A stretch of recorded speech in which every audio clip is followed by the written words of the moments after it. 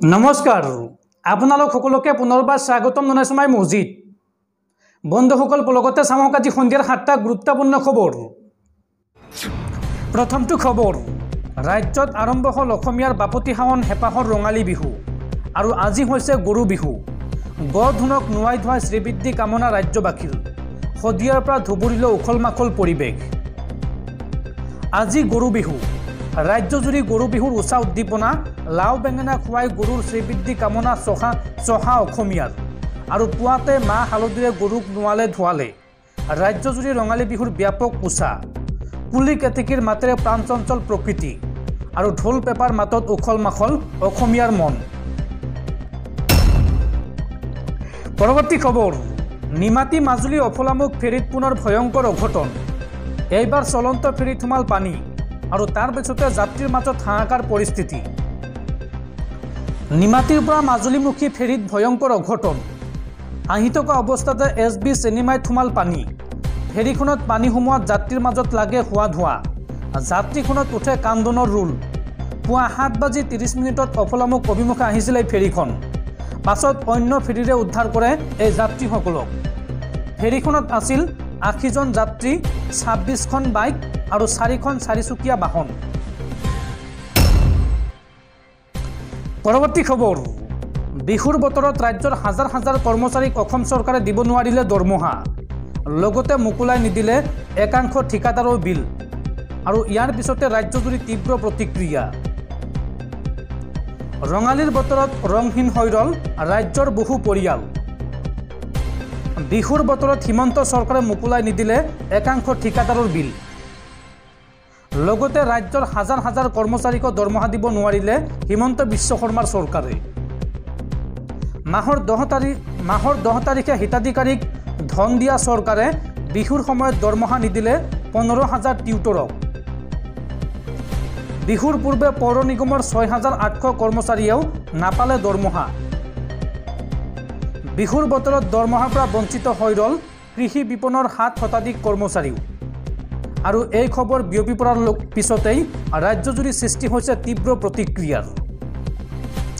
বন্ধুসকল তাৰপিছত 4 নম্বৰ খবৰটো জনোৱাৰ আগতে আপোনালৈ এটা সৰু ৰিকুৱেষ্ট যদি তেওঁলোকে এইটো ভিডিঅ'ত লাইক কৰা নাই তেন্তে প্লিজ এটা লাইক কৰি দিয়ক আৰু এনেকুৱা ধৰণৰ নতুন নতুন ভিডিঅ' পাবলৈ চেনেলটো ছাবস্ক্ৰাইব কৰি কাষত থকা বেল আইকনটো প্ৰেছ কৰি ৰাখক পৰৱৰ্তী খবৰ দেশবাসীলৈ ভাল খবৰ এতিয়াৰ পৰা অনলাইন যোগে লাভ কৰিব পেট্ৰল ডিজেল আপোনাৰ গাড়ীত আধা বাটত পেট্ৰল শেষ হ'লেও চিন্তাৰ কাৰণ নাই অনলাইন যোগে আপুনি লাভ কৰিব ইন্ধন কেনেকৈ কি কৰিব লাগিব চাও আহক আপুনি হয়তো কাপোৰ শাক-পাচলি গেলামালৰ দৰে বিভিন্ন অত্যাৱশ্যকীয় সামগ্ৰী অনলাইনত অৰ্ডাৰ কৰিছে কিন্তু আপুনি কেতিয়াবা অনলাইনত পেট্ৰল অৰ্ডাৰ কৰিছেনে যদি কৰা নাই তেন্তে এতিয়াৰ পৰা আপুনি অনলাইনত পেট্ৰল অৰ্ডাৰ কৰিব পাৰিব হয় এতিয়া আধা বাটত আপোনাৰ গাড়ীত পেট্ৰল শেষ হোৱাৰ পিছত পেট্ৰল পাম্প পাবলৈ গাড়ীখন ঠেলি নিয়াৰ প্ৰয়োজন নাথাকিব এতিয়া আপুনি অৰ্ডাৰ কৰাৰ লগে লগে লাভ কৰিব পেট্ৰল জানি লওঁ আহক কেনেকৈ আপুনি পেট্ৰল অৰ্ডাৰ কৰিব পাৰিব পেট্ৰল পাবলৈ আপুনি ইণ্ডিয়ান অইল কৰ্পোৰেশ্যনৰ সেৱা যেনে fuel@doorstep বা fuel@কলৰ সহায় ল'ব লাগিব ইয়াৰ বাবে আপুনি IOC নম্বৰ 180020902447ত কল কৰি 6 নিৰ্বাচন কৰিব লাগিব ইয়াৰ পিছত IOCৰ এটা দলে আপোনাৰ বাবে পেট্ৰল লৈ আহিব কি তথ্য শ্বেয়াৰ কৰিব লাগিব বা এই সেৱা লাভ কৰিবলৈ আপুনি কি কৰিব লাগিব চাও আহক এই নম্বৰটো ডায়াল কৰাৰ লগে লগে আপুনি আপোনাৰ স্থান আৰু আপোনাৰ পৰিচয়ৰ সৈতে জড়িত তথ্য শ্বেয়াৰ কৰিব লাগিব অৰ্ডাৰ দিয়াৰ কম সময়ৰ ভিতৰতে আপোনাক ইন্ধন ডেলিভাৰী কৰা হ'ব কিন্তু ইয়াৰ IOCLৰ পৰা কিছু নিৰ্দিষ্ট সীমা আছে কৰ পৰা অৰ্ডাৰ দিব চাও আহক ইয়াৰ বাবে ভাৰতীয় তেল নিগমে এটা এপ প্ৰস্তুত কৰিছে এই এপটোৰ জৰিয়তে আপুনি আপোনাৰ প্ৰয়োজন অনুসৰি ইন্ধন অৰ্ডাৰ কৰিব পাৰিব ইচ্ছা কৰিলে ব্যৱসায়িক প্ৰয়োজনীয়তাৰ বাবে যেনে জেনেৰেটৰ যিকোনো ঠাইৰ পৰা ইন্ধন অৰ্ডাৰ দিব পাৰে সকলো ডিজিটেল পেমেণ্ট বিকল্প এই এপত উপলব্ধ থাকিব এই কথা জনাইছে IOCয়ে পৰৱৰ্তী খবৰ অহা 21 এপ্ৰিলত দুদিনীয়া ভ্ৰমণ কাৰ্যসূচীৰে ভাৰতলৈ আহিব টেছলাৰ মুৰব্বী তথা বিশ্বৰ অন্যতম ধনাঢ্য ব্যক্তি এলন মাস্ক প্ৰধানমন্ত্ৰী মোদীৰ লগত আলোচনাত বহিব টেছলাৰ মুৰব্বীগৰাকী। পৰৱৰ্তী খবৰ, কেন্দ্ৰীয় চৰকাৰৰ বৃহৎ ঘোষণা, জম্মু কাশ্মীৰে অচিৰেই ঘূৰাই পাব ৰাজ্যৰ মৰ্যাদা। আৰু ৰাজ্যৰ মৰ্যাদা পোৱাৰ পিছতেই জম্মু কাশ্মীৰত অনুষ্ঠিত হ'ব বিধানসভা নিৰ্বাচন। জম্মু কাশ্মীৰক লৈ এই ডাঙৰ ঘোষণা প্ৰধানমন্ত্ৰী মোদীৰ।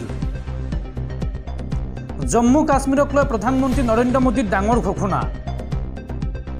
জম্মু কাশ্মীৰে অচিৰেই ঘূৰাই পাব ৰাজ্যৰ মৰ্যাদা। ৰাজ্যৰ মৰ্যাদা পোৱাৰ পিছতেই অনুষ্ঠিত হ'ব বিধানসভা নিৰ্বাচন। নিজৰ বাবে মন্ত্ৰী বিধায়ক বাছনি কৰিব পাৰিব জম্মু কাশ্মীৰৰ জনতাই। নতুন জম্মু কাশ্মীৰৰ বাবে কাম কৰিব বিজেপি চৰকাৰে। জম্মু কাশ্মীৰৰ উধমপুৰত এই ঘোষণা প্ৰধানমন্ত্ৰী মোদীৰ। সন্ত্ৰাসবাদীৰ হাতৰ পৰা মুক্ত হৈছে বৰ্তমান জম্মু কাশ্মীৰ। 370 বাতিলৰ পিছত জম্মু কাশ্মীৰত এতিয়া বিকাশৰ গংগা বৈছে। এই মন্তব্য প্ৰধানমন্ত্ৰী নৰেন্দ্ৰ মোদীৰ।